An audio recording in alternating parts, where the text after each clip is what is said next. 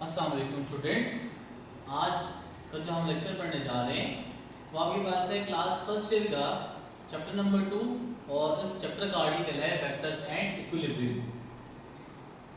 बेटा आप vectors and equilibrium के अगर आप इस चैप्टर नाम में गौर करें, इसका मतलब है कि इस चैप्टर में आपके पास दो पार्ट्स होंगे। पहला पार्ट वो होगा जिसमें आप वेक्टर्स के बारे में पढ़ेंगे और जो सेकंड पार्ट होगा वो आपके पास होगा इक्विलिब्रियम के बारे में। तो बेसिकली जब आप वेक्टर्स को पढ़ते हैं तो अगर आप एक स्टेप थोड़ा पीछे चले जाए और पिछले चैप्टर में जरा मूव करें तो बेटा आपने चीज पढ़ी, इसमें कहते हैं कि फिजिकल क्वांटिटीज। फिजिकल क्वांटिटीज आपके पास क्या होती हैं बेटा? याद रखिए कि जो भी क्वांटिटीज आप फिजिक्स में मेजर कर सकते हैं उन तमाम की तमाम क्वांटिटीज को नाम दिया जाता है फिजिकल क्वांटिटीज का। जब डिफाइन करते हैं हम फिजिकल क्वांटिटीज को तो हम कहते हैं कि all the measurable quantities are known as physical quantities. और फिजिकल क्वांटिटीज की दो मेन कैरेक्टरिस्टिक्स होती हैं, एक आपके पास उसका न्यूमेरिकल वैल्यू होनी चाहिए और दूसरी बेटा आपके पास क्या होनी चाहिए, उसका यूनिट होना चाहिए जिसमें आप उसको मेजर कर रहे हैं। तो लेट्स फॉर एग्जांपल अगर आप क्या लिखते हैं बेटा कि 5 kg, तो बेटा जो 5 आपके पास है ये 5 कहलाएगा कि ये उसकी क्या है, न्यूमेरिकल वैल्यू है। जबकि आपको केजी है या ग्राम है या मीटर जो भी आप लिखेंगे इसके साथ तो बेटा ये उसकी क्या है, यूनिट है। तो किसी भी फिजिकल क्वांटिटीज की अगर ये दो कैरेक्टरिस्टिक्स जस्टिफाई हो रही है तो हम कहेंगे कि ये एक फिजिकल क्वांटिटीज कहलाएगी। अब फिजिकल क्वांटिटीज को आगे जो क्लासिफाई किया जाता है वो आपके पास है स्केलर एंड वेक्टर में। स्केलर क्वांटिटीज क्या होती है? फॉर एग्जांपल बेटा आपको कोई भी बोले कि आप 2 मीटर रन, यानी आपने 2 मीटर दौड़ना है, सबसे पहला क्वेश्चन में आपके माइंड में ये आएगा कि मैं 2 मीटर कहां दौड़ूं, किस डायरेक्शन में दौड़ूं, मैं east west north south left right forward backward, मैं कहां भी मूव करूं। तो अगर ये कंडीशन गिवन हो कि आपको किसी भी सिम्बल का तयन ना कर सके, यानी आपको उसकी डायरेक्शन ना पता हो, तो हम कहेंगे कि वो क्वांटिटी आपके पास क्या कहलाती है, स्केलर क्वांटिटी कहलाती है। अब मैग्नीट्यूड इसका सिर्फ गिवन है कि 20 आप मीटर गिवन जाए कि आप 20 मीटर दौड़े। तो जो 20 मीटर में अगर आप देखिए मैं इसको लिखता हूं बेटा कि 20 मीटर, तो बेटा 20 आपके पास न्यूमेरिकल वैल्यू और मीटर उसकी क्या है, यूनिट है। तो इसका मतलब है कि एक स्केलर क्वांटिटी में न्यूमेरिकल वैल्यू और यूनिट होती है। और तीसरी मेन बात बड़ी इंपॉर्टेंट है बेटा जो कि याद रखनी है, आपसे कोई भी पूछा जाए कि एक अगर आप बात करें करंट की कि करंट स्केलर है या वेक्टर है, तो बेटा अगर आप देखिए कि कोई भी एक कंडक्टिंग वायर आपने कनेक्ट की हुई है बैटरी के सोर्स के साथ, तो बेटा पॉजिटिव और नेगेटिव टर्मिनल आप उसको सप्लाई किए जा रहे हैं। तो अगर आपसे पूछे कि बेटा ये करंट स्केलर है या वेक्टर है, आप कहेंगे कि बेटा ये तो वेक्टर है सर। अगर वेक्टर नहीं है तो आप देखिए कि पॉजिटिव से नेगेटिव और नेगेटिव से पॉजिटिव, जो कि कन्वेंशनल करंट और इलेक्ट्रॉनिक करंट की बात करते हैं हम, तो अगर आप उसको जस्टिफाई करके दे रहे हैं कि उसकी डायरेक्शन भी है और 5 एम्पीयर का करंट दैट इज उसकी न्यूमेरिकल वैल्यू भी है, तो वो तो वेक्टर क्वांटिटी हो गई। तो बेटा याद रखिए कि कोई भी क्वांटिटी वेक्टर तब कहलाएगी जब वो तीन चीजों को सेटिस्फाई करेगा। एक आपके पास है मैग्नीट्यूड होना चाहिए उसका, दूसरा फैक्टर आपके पास है बेटा डायरेक्शन उसकी होनी चाहिए, और तीसरी मेन बात बड़ी इंपॉर्टेंट है कि वो वेक्टर लॉ ऑफ एडिशन को ओबे करे। अब करंट की बात जब हम करते हैं तो करंट आपके पास मैग्नीट्यूड भी है डायरेक्शन भी है, लेकिन वो वेक्टर लॉ ऑफ एडिशन को ओबे नहीं करता, तो हम कहते हैं कि वो एक स्केलर क्वांटिटी है। तो स्केलर का सिर्फ मैग्नीट्यूड होता है, डायरेक्शन नहीं होती, और वेक्टर लॉ ऑफ एडिशन को ओबे वो नहीं करता। जब आप वेक्टर्स की बात करते हैं तो उसका मैग्नीट्यूड भी होता है, डायरेक्शन भी होती है, और आपके पास वेक्टर लॉ ऑफ एडिशन को भी ओबे करता है। फोर्स आपके पास हो गई, आपके पास वेलोसिटी हो गई, एक्सेलरेशन हो गया, मोमेंटम हो गया, ये सारी एग्जांपल है किसकी, एक वेक्टर क्वांटिटी की। अब हम मजीद जो पढ़ेंगे वो स्केलर से हमारा रिलेटेड नहीं होगा बल्कि हमारा वेक्टर से ज्यादा बात करेंगे इसके। तो वेक्टर्स को रिप्रेजेंट करने के बेटा दो तरीके हैं। एक सिंबॉलिकली मेथड है, एक ग्राफिकल मेथड है। सिंबॉलिकल मेथड क्या है कि उसमें भी फर्दर दो आपके पास मेथड्स आते हैं। एक आपके पास आता है बोल्ड लेटर्स का और दूसरा बेटा आपके पास ये है कि आप एरो हेड से उसको रिप्रेजेंट करते हैं। बोल्ड लेटर्स आपके पास क्या है कि बेटा आप कोई सी भी एक वेक्टर आप ले लें, कोई भी डिजिट या कोई भी अल्फाबेट ले लेंगे, ए लिख लिया आपने, इस टाइम ये बोल्ड नहीं है, आप इसको थोड़ा सा क्या करें बोल्ड कर दें तो आप कहेंगे कि ये आपके पास क्या है एक वेक्टर बन गया है। तो बुक में जहां भी आपको बोल्ड लेटर मिलेगा तो इसका मतलब है कि ये एक वेक्टर क्वांटिटी की बात हो रही है। तो जहां भी वो बोल्ड नहीं लिखेगा, नहीं रिप्रेजेंट करेगा, तो आपने अंडरस्टूड कर लेना है कि बेटा ये एक स्केलर क्वांटिटी की बात हो रही है। अच्छा, बुक में कहीं भी आपके पास ये भी लिखा होता है कि आप क्या करें कि एक डिजिट ले, कोई भी अल्फाबेट ले लें, इसके ऊपर आप एक एरो हेड प्लेस कर दें, तो ये भी रिप्रेजेंटेशन है किसकी, एक वेक्टर्स क्वांटिटी की रिप्रेजेंटेशन है। अब कहीं बुक में इस तरह भी लिखा होता है कि बजाय ऊपर एरो हेड के डाउनवर्ड आपके पास एक वेक्टर आपके पास लगा होता है, इसको एरो हेड प्लेस किया जाता है। तो याद रखिए चाहे वो डाउनवर्ड हो या अपवर्ड हो, तो बेसिकली बात एक ही है कि वो एक वेक्टर क्वांटिटी को रिप्रेजेंट कर रहा है। ग्राफिकल रिप्रेजेंटेशन किस तरह है बेटा? ग्राफिकल रिप्रेजेंटेशन कुछ इस तरह है कि आपने एक लाइन ड्रॉ कर लेनी है। अब जब आप एक लाइन ड्रॉ करेंगे तो जिस लाइन को आप स्टार्ट कर रहे हैं किसी भी पॉइंट से, वो पॉइंट कहलाएगा आपका स्टार्टिंग पॉइंट, और फिजिक्स में इसको नाम दिया जाता है ओरिजिन का। यानी वो पॉइंट जिससे आप कोई भी एक लाइन ड्रॉ कर रहे हैं, that is called a starting point और ओरिजिन। जहां भी वो खत्म हो रही है लाइन, उसके ऊपर आपने एक एरो हेड प्लेस कर देना है। तो जिस पॉइंट के ऊपर आपकी लाइन खत्म हो रही है, उस पॉइंट का नाम दिया जाता है एंडिंग पॉइंट का। बेटा आप स्टार्टिंग पॉइंट से लेके एक एंडिंग पॉइंट की तरफ बात करें तो जो लेंथ ऑफ द लाइन है वो रिप्रेजेंट करेगा किसी भी वेक्टर के मैग्नीट्यूड के बारे में, और उसके आगे जो आपने एक बिल्कुल एरो हेड प्लेस कर दिया है, तो वो जो एरो हेड है वो आपको बताएगा कि उसकी डायरेक्शन किस तरफ है। तो ये दो मेथड्स होते हैं किसी भी वेक्टर्स को रिप्रेजेंट करने के लिए। अब हमारे पास है बेटा कि वेक्टर्स की कौन कौन से टाइप्स हम आगे इसको पढ़ेंगे। सबसे पहला आपके पास है पैरेलल वेक्टर। पैरेलल वेक्टर आपके पास क्या है? पैरेलल का मतलब होता है आमने सामने। कोई भी वेक्टर्स अगर आप लेते हैं दो, और दोनों वेक्टर्स की अगर डायरेक्शन सेम हो, कि अगर दोनों ही बेटा let's say for example x axis के ऊपर लाई कर रहे हैं, तो हम कहेंगे कि ये पैरेलल वेक्टर्स है। चूंकि वो पैरेलल वेक्टर्स हैं, डायरेक्शन सेम है, तो उनके दरमियान जो एंगल आपके पास बनता है वो कितना बनता है? 0 डिग्री का बनता है। तो ये बड़ा इंपॉर्टेंट एमसीक्यूज बन सकता है कि angle between two parallel vectors will be 0 degree, 180 degree, 90 degree, are all of these या नन ऑफ दीज। अब इसके बरक्स अगर उनकी डायरेक्शन आपस में सेम ना हो, उलट हो, यानी एक राइट साइड में जा रहा है और एक लेफ्ट साइड में जा रहा है, तो इसका मतलब ये हुआ कि वो आपके पास कौन से हो गए? एंटी पैरेलल हो गए। और एंटी पैरेलल के लिए कंडीशन क्या है कि डायरेक्शन उनकी क्या होनी चाहिए? ऑपोजिट होनी चाहिए, और उनके दरमियान जो एंगल है वो 180 डिग्री के बराबर होनी चाहिए। अब तीसरा जो आपके पास है वो है इक्वल वेक्टर्स। इक्वल वेक्टर्स क्या है? याद रखिए बेटा कि जब आप इक्वल वेक्टर्स की बात करते हैं तो उसमें कंडीशन ये होती है कि उनका जो मैग्नीट्यूड है किसी भी दो वेक्टर्स का वो भी सेम होना चाहिए, और उनकी जो डायरेक्शन है वो भी सेम होनी चाहिए। इसका मतलब ये हुआ कि हर इक्वल वेक्टर्स पैरेलल नहीं होता। ठीक है, आप ये नहीं कह सकते कि फॉर एग्जांपल अगर आप कहे बेटा कि लेट्स से फॉर एग्जांपल आपने ए वेक्टर की चूज कर लिया, ए वेक्टर बेटा आपके पास ये बी है, इन दोनों के मैग्नीट्यूड में थोड़ा डिफरेंस मौजूद है, लेकिन वो पैरेलल तो है, लेकिन पैरेलल है लेकिन इक्वल नहीं है। तो हर पैरेलल वेक्टर्स आपके पास इक्वल नहीं हो सकता, लेकिन हर इक्वल वेक्टर आपके पास क्या होगा? वो पैरेलल जरूर होगा।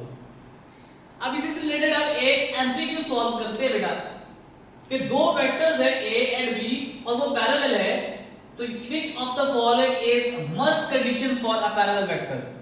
तो इन चार कंडीशन में से आप बताएं कि कौन सी कंडीशन ज्यादा जरूरी है पैरेलल वेक्टर्स के लिए। अब देखिए A vector is equal to B vector, alpha option है कि आपका ए वेक्टर बराबर होना चाहिए बी वेक्टर के, बीटा ऑप्शन है कि उनका मैग्नीट्यूड बराबर होना चाहिए आपस में, और तीसरा आपके पास कंडीशन ये है कि वो उसका जो डायरेक्शन है उसकी यूनिट वेक्टर है वो आपके पास क्या होना चाहिए, बराबर होना चाहिए। और डेल्टा ऑप्शन जो सबसे आसान ऑप्शन लगती है, सबको लगती है क्या है आपके पास, ऑल ऑफ दीज। बेटा याद रखिए, अब बच्चे क्या करते हैं, यहां स्टार्ट करते हैं, कहते हैं कि ए वेक्टर बी वेक्टर के बराबर होगा, अच्छा ये भी ठीक ऑप्शन बन रही है, अच्छा उनका मैग्नीट्यूड भी बराबर होना चाहिए, ये भी आपके पास ऑप्शन बन रही है ठीक, पर यूनिट वेक्टर आपके पास बराबर होना चाहिए, ये भी ऑप्शन ठीक बनती है। तो बच्चा क्या करता है कि आप डेल्टा ऑप्शन को ठीक कर लेते हैं, that is all of this. लेकिन याद रखिए चूंकि यहां पे वर्ड कौन सा यूज हो रहा है, मस्ट कंडीशन का, तो इन सब में से जो मोस्ट इंपोर्टेंट कंडीशन है वो ये है कि आपकी जो डायरेक्शन है पैरेलल वेक्टर्स की वो क्या हो, सेम हो, वो इक्वल हो या ना हो, मैग्नीट्यूड वाइज हो, ज्यादा हो, एक दूसरा कम हो, कोई फर्क नहीं पड़ेगा। आपकी मस्ट कंडीशन क्या है कि उनकी डायरेक्शन क्या होनी चाहिए, सेम होनी चाहिए।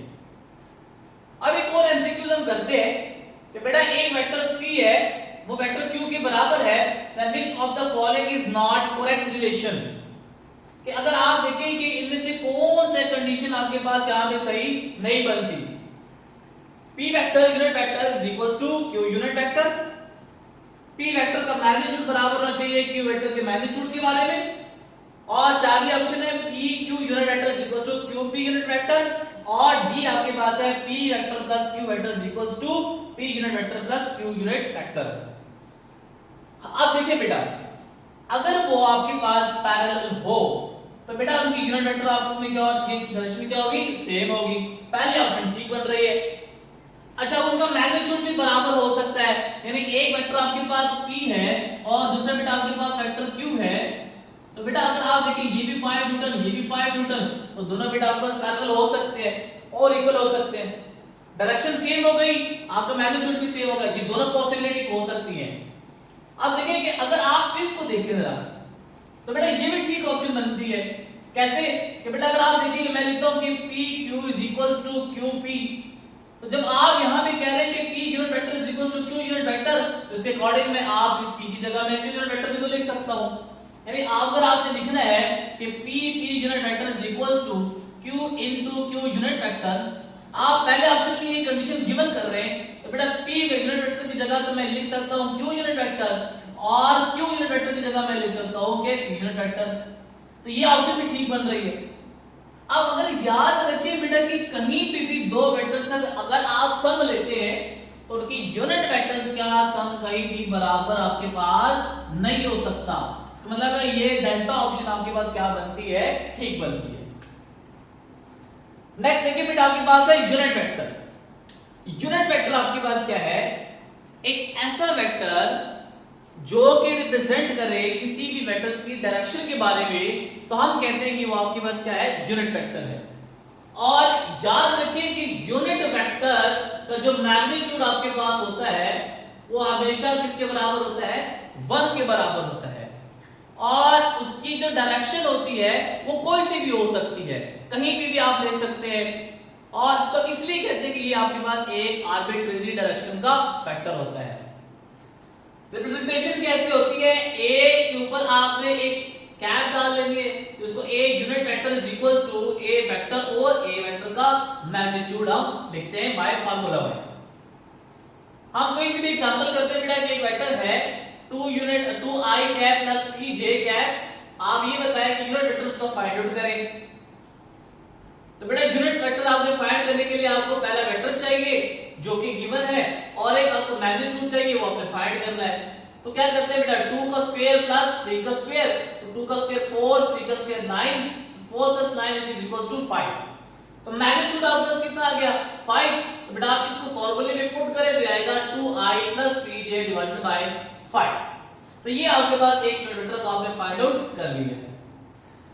अब एक एमसीक्यूज है कि sin theta i cap plus cos theta j cap is a null vector, a position vector, a unit vector and a polar vector. इन चारों में से कौन सा वेक्टर ये बनाता है या बन सकता है या रिप्रेजेंट करता है? तो देखिए बेटा कि sin theta plus cos theta आपको गिवन है ये i cap plus j cap. तो बेटा नल वेक्टर तो ये हो नहीं सकता, पोजीशन वेक्टर भी नहीं हो सकता। हम देखते हैं कि यूनिट वेक्टर आपके पास है कि नहीं। तो बेटा आप sin स्क्वायर थीटा आपके पास हो जाएगा प्लस cos स्क्वायर थीटा का स्क्वायर रूट हो जाएगा। तो sin square theta plus cos square theta is equals to 1। तो 1 का स्क्वायर रूट किसके बराबर होगा? 1 के। इसका मतलब है कि ये आपके पास कौन सा वेक्टर आ गया है? यूनिट वेक्टर आपके पास ये आ गया है। तो चारों ऑप्शन आपके पास क्या बनती है? वो ठीक बनती है।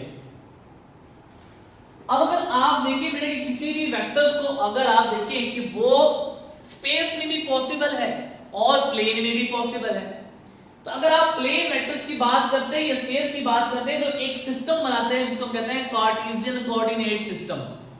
कार्टेशियन कोऑर्डिनेट सिस्टम क्या है कि अगर आप थ्री लाइंस को रिप्रेजेंट करें which are mutually perpendicular to each other, तो हम कहते हैं कि एक कार्टेशियन कोऑर्डिनेट सिस्टम बना रहे हैं। एक लाइन जिसको हम कहते हैं यहां पे x एक्सिस और दूसरा आपके पास होती है बेटा y एक्सिस और तीसरी बेटा आपके पास होती है z एक्सिस। हर दो लाइंस के दरमियान जो एंगल बनता है वो 90 डिग्री बनता है। इसलिए हम कहते हैं कि तीनों लाइंस आपस में परपेंडिकुलर है। तो अगर आप 3D की बात कर रहे हैं बेटा तो 3D में ये केस बनता है जो कि स्पेस में अगर आपने किसी भी वेक्टर्स को रिप्रेजेंट करना है। तो अगर आप देखिए कि फॉर एग्जांपल मैं एक वेक्टर्स को चूज करता हूं बेटा, यहां पे कोई भी वेक्टर ए कंसीडर कर लेता हूं, तो अगर आपने इसको 3D में रिप्रेजेंट करना है तो बेटा आपको यहां भी चाहिए एक अल्फा जो कि x एक्सिस के साथ बना रहा होगा, एक एंगल बीटा जो कि y एक्सिस के साथ बना रहा होगा और एक एंगल जो कि आपके पास z एक्सिस के बना रहा है, इसको कहते हैं गामा। तो तीन एंगल चाहिए आपको और तीन एक्सिस चाहिए। तो इसका मतलब मैं इसको लिख सकता हूं बेटा कि for example 2i plus 3j plus 4k unit vector. I cap representing now the direction along x axis, j cap is the unit vector is along y axis and k vector unit vector is the unit vector along z axis। अगर आपने 2D की बात करनी है बेटा तो 2D में आपने क्या करना है, कोई सी भी दो लाइन चूज कर ले, एक x एक्सिस हो गया बेटा, ये y एक्सिस हो गया और ये कोई भी वेक्टर आपके पास a है जो एंगल बना रहा है इसके साथ, वो भी आपके पास एक एंगल थीटा लेग से और दो एंगल चाहिए बेटा आपको और दो एक्सिस चाहिए। तो अगर यहां पर रिप्रेजेंटेशन करनी तो बनेगा 2i प्लस 3j।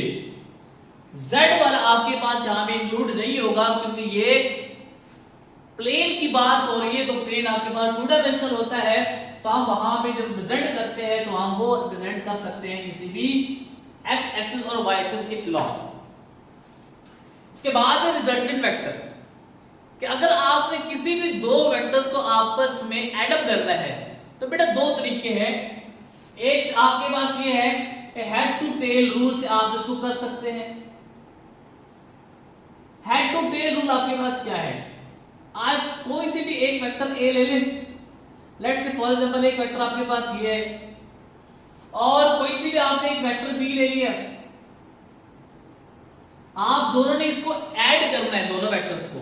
तो बेटा आप इसको ऐड कुछ इस तरह करेंगे कि वेक्टर a को आपने एज इट इज लिख लेना है और वेक्टर b को आपने यहां से उठा के इस पे रख देना है बगैर उसके डायरेक्शन को चेंज किए, बगैर उसके मैग्नीट्यूड को चेंज किए। आपने ये वेक्टर b पहले वेक्टर्स के ऊपर एज इट इज रख देना है। ये आपके पास कोई भी वेक्टर b आ गया। अब आपने अगर किसी भी दो नंबर को ऐड अप किया है 3 + 2 तो आंसर आता है 5। तो 5 इज द रिजल्टेंट ऑफ 3 + 2। जब आप दो वेक्टर्स को ऐड करते हैं तो उसका भी कोई ना कोई रिजल्टेंट आता है। तो वो रिजल्टेंट आपने जब ड्रॉ करना है तो आपने इस तरह ड्रॉ करना है कि पहले वेक्टर से आपने लाइन ड्रॉ करनी है और लास्ट वेक्टर पे आपने फिनिश कर देनी है।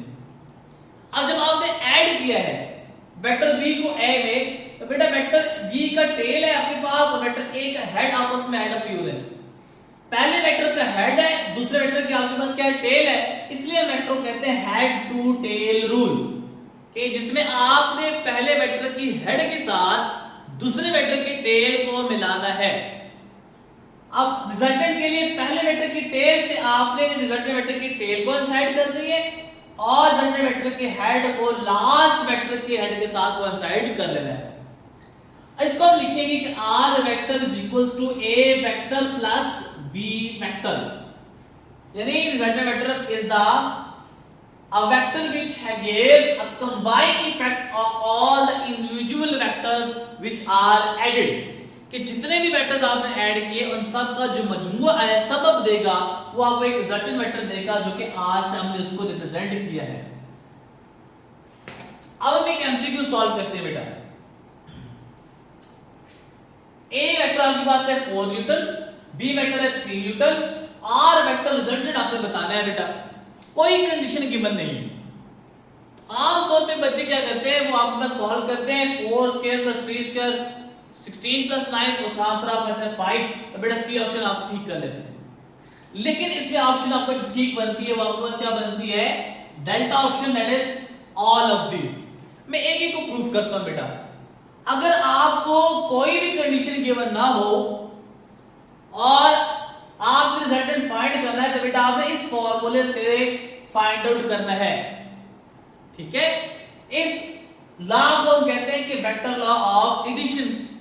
तो बेटा अगर आप इसमें फॉर एग्जांपल अल्फा की वैल्यू 0 डिग्री पुट करेंगे बेटा, तो ये आएगा r vector is equals to a square की जगह आप देखिए a स्क्वायर आपके पास आएगा b square plus 2ab cos of 0 degree, और cos ऑफ 0 डिग्री बेटा किसके बराबर होता है, 1 के, तो आएगा r is equals to a square plus b square plus 2ab। अब जरा देखिए बेटा कि a square plus b square plus 2ab, ये तो आपके पास फॉर्मूला बनता है r is equals to a plus b whole square square root, ये बेटा कैंसिल हो जाएंगे आपस में, तो आएगा r is equals to a plus b। अब a की वैल्यू कितनी है 4 प्लस b की वैल्यू कितनी है बेटा 3, तो बेटा अगर आप देखिए आंसर कितना आता है 7 न्यूटन का। तो पहले ऑप्शन आपके पास क्या बन रही है, ठीक बन रही है। अब आप क्या करें बेटा कि इसमें अल्फा की वैल्यू आप पुट करें बेटा, यहां पे 180 पुट कर दें, तो ये बनेगा r is equals to a square plus b square plus 2ab cos of 180 degree, और cos ऑफ 180 डिग्री किसके बराबर होता है, -1 के, तो ये बनेगा r is equals to a square plus b square minus 2ab। तो बेटा a minus b whole square formula बनता है, तो ये बनेगा आपके पास a minus b whole square का स्क्वायर रूट, तो कैंसिल होकर बेटा आपके पास आ जाएगा r is equals to a plus a minus b। अब a की वैल्यू बेटा कितनी है 4 और b की वैल्यू कितनी है 3, तो 4 minus 3 which is equals to 1, तो बेटा दूसरे ऑप्शन में ठीक बन रही है। अब देखें कि अगर आप इसमें अल्फा की वैल्यू क्या पुट करें 90 डिग्री पुट कर दें, बेटा आप देखिए कि मैं इसमें अल्फा की वैल्यू एक दफा क्या पुट करता हूं 90 डिग्री पुट कर देता हूं मैं। जब आप अल्फा की वैल्यू 90 पुट करेंगे तो ये बनेगा r is equals to a square plus b square plus 2ab cos of 90 degree, और cos 90 डिग्री किसके बराबर होता है 0 के, तो ये बनेगा r is equals to a square plus b square, और ये तमाम फैक्टर्स आपके पास क्या हो जाएगा 0, ये बनेगा a square plus b square. अगर आप देखिए कि इसमें आप पुट करें बेटा a की वैल्यू कितनी है 4 का स्क्वायर क्या जाएगा 16 प्लस आप देखिए बेटा कि जो 3 है उसका पुट करें यहां पे, तो 3 का स्क्वायर कितना आता है बेटा 9, ये बनेगा 25 square root which is equals to 5। तो याद रखें यहां से आपके 3 क्वेश्चंस आपके डिस्कस हो रहे हैं एमसीक्यूज में। अगर वो पूछे कि बेटा can two vectors be added like a scalar quantity, तो आप कहेंगे बेटा कि नहीं, क्यों, क्योंकि उसका आप यूज करते हैं हेड टू टेल रूल से। तो बेटा याद रखिए आपने आंसर ये देना है yes we can add two vectors like a scalar quantity but when condition is given that they are parallel to each other, अगर वो पैरेलल वेक्टर्स है तो उनको हम ऐड कर सकते हैं एज अ स्केलर। फिर अगर आपसे कोई क्वेश्चन पूछे बेटा कि can we subtract scalar, can we subtract a vectors like a scalar quantity, आप कहेंगे यस वी कैन। कब कर सकते हैं? जब कंडीशन गिवन हो कि वो किसके बराबर है, वो आपस में एंटी पैरेलल है। तो आप डायरेक्ट फॉर्मूला लगाएं कि a माइनस बी, और फिर आपके पास ये जो कंडीशन है किसके लिए बनती है, ये परपेंडिकुलर वेक्टर्स के लिए बनती है। तो इसलिए हम कहते हैं यहाँ पे जो ऑप्शन आपके बन रही है वो ठीक ऑप्शन बनती है ऑल ऑफ दीज। ठीक है बेटा, ये कुछ बातें थी आपके पास वेक्टर्स और इंट्रोडक्शन के बारे में और टाइप्स ऑफ वेक्टर के बारे में। उम्मीद है बेटा आपको ये लेक्चर समझ आया होगा। नेक्स्ट लेक्चर में एक नए टॉपिक के साथ हाजिर होगा। नेक्स्ट लेक्चर की तब तक के लिए फिर अल्लाह हाफिज।